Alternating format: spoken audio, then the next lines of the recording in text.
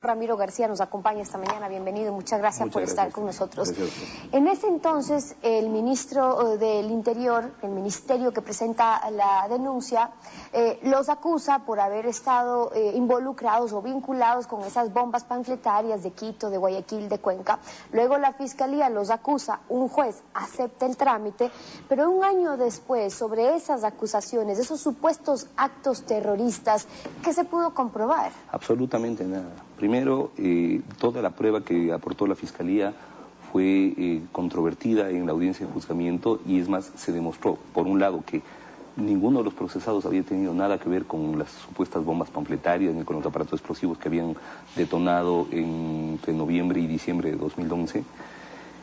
Todo lo contrario, inclusive los propios peritos que presentó la Fiscalía demostraron que además de que ellos no tuvieron nada que ver, que todas las pruebas que presentó la Fiscalía en contra de ellos había sido manipulada. Acá se cometió una serie de delitos, ojo, se cometió una serie de delitos por parte de la policía y la Fiscalía en la tramitación de este tema. Empezando porque a la fecha, al momento en que ellos fueron detenidos, no existía orden de prisión preventiva. Demostramos ahí, y bajo juramento los peritos, de que todos los archivos y los documentos habían sido manipulados.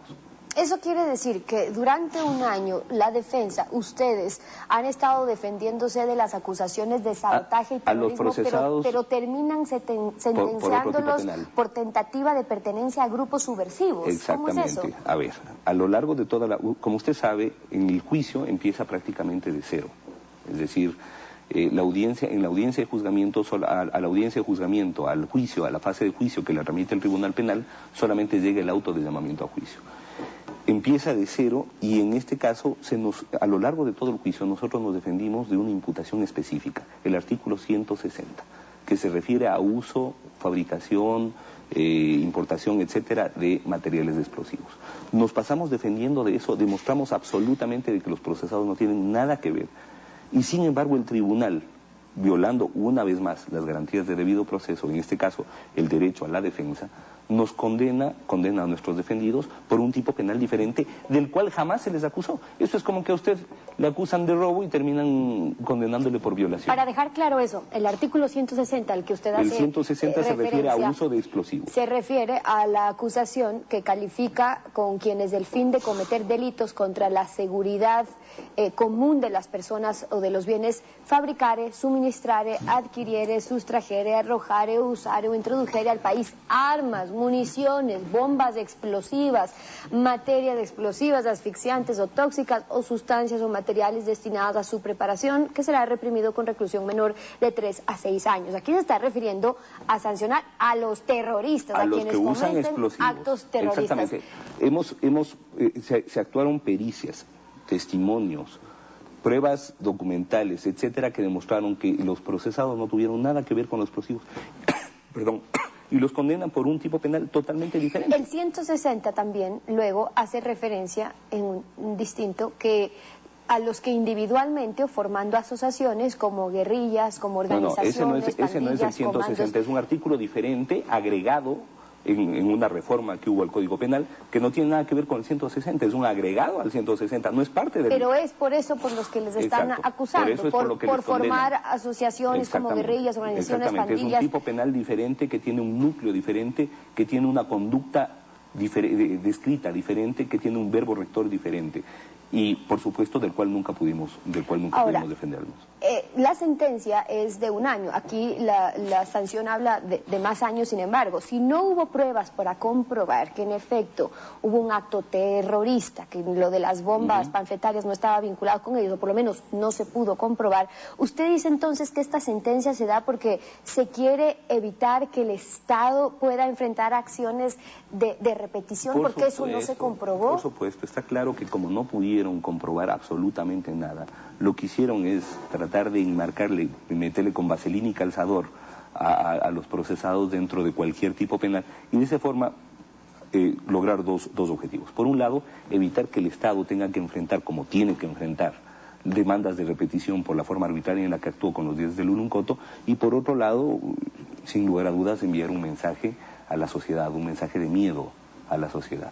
Es una lástima ver que en el ajedrez político del gobierno, los jueces han terminado siendo simplemente los peones, ¿no? Ahora, la sentencia es de 1 año, ya 2 de ellas que siguen detenidas están por cumplir Van a cumplir ahora el 100% de la pena. Los otros estuvieron 10 meses y medio y además existe una norma en el Código de Procedimiento Penal que establece que cuando uno es condenado a 1 año o menos por primera vez y no tiene condenas previas, se le exime del cumplimiento efectivo de la pena. Es decir, esta es una sentencia netamente simbólica. Simbólica, ¿por qué? Porque se nos está enviando a través de estos signos, a través de estas figuras, se nos está enviando un mensaje clarísimo.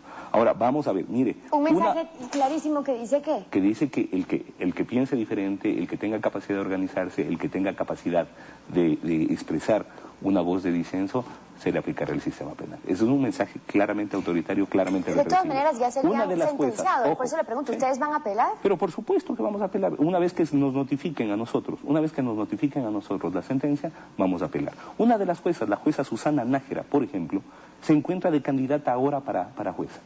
Vamos a ver si es que el Consejo de la Judicatura premia a la jueza Nájera por esta sentencia arbitraria, nombrándola como jueza. Sería una vergüenza. Ahora, aquí hay algunas cosas, porque ellos han estado con hay una sentencia de 1 año, que ya, por cierto, ya la cumplieron, faltó unos meses para los otros.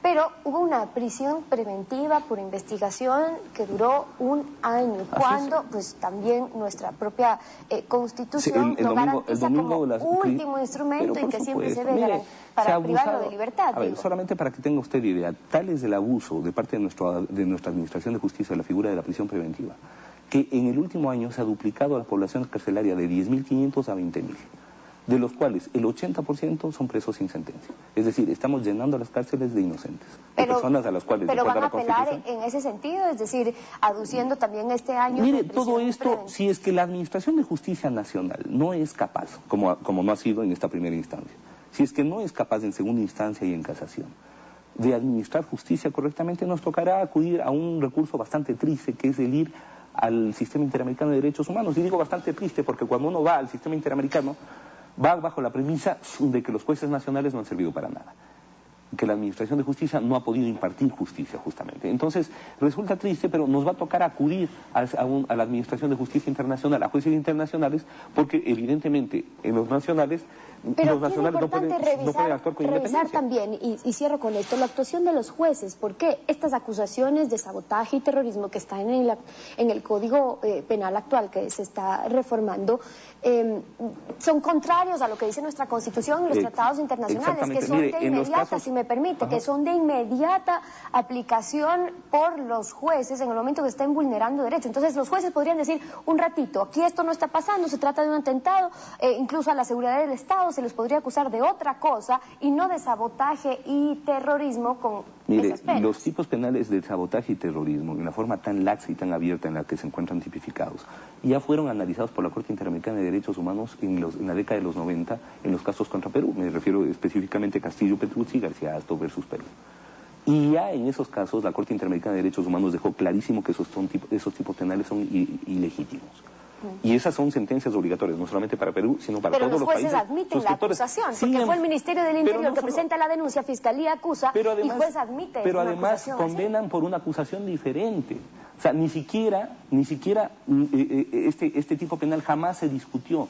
Nunca se nos imputó por eso. Jamás tuvimos posibilidad de defendernos. Y se aplica un tipo penal que está declarado como ilegítimo por parte de la Corte Interamericana. Y ojo, y una cosa que molestó mucho al tribunal cuando yo se los dije y que se los repito ahora, que recuerden que los jueces peruanos que aplicaron este tipo penal ahora están presos. La defensa de los 10 de Luluncoto, el abogado Ramiro García, acompañándonos esta mañana en Contacto Directo. Muchas gracias por haber estado con nosotros.